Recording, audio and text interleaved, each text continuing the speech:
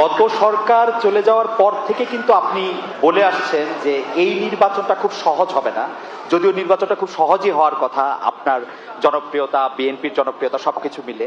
এখন আমার প্রশ্ন, নির্বাচনটা তো হয়ে গেল, এটা অনেক সহজ ছিল কিনা আপনার কাছে? আর এই প্রশ্নটার একটা ছোট্ট লেজ হলো যে এরকম যে, একটু অভয় দিলে বলি যে আপনাকে কোনো এই 200-র বেশি আসন পাওয়ার জন্য আপনাকে কোনো ইঞ্জিনিয়ারিং করতে হইলো কিনা।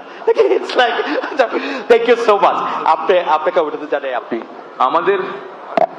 আমাদের জনগণকে কনভিন্স করাটাই হচ্ছে আমাদের ইঞ্জিনিয়ারিং। জনগণকে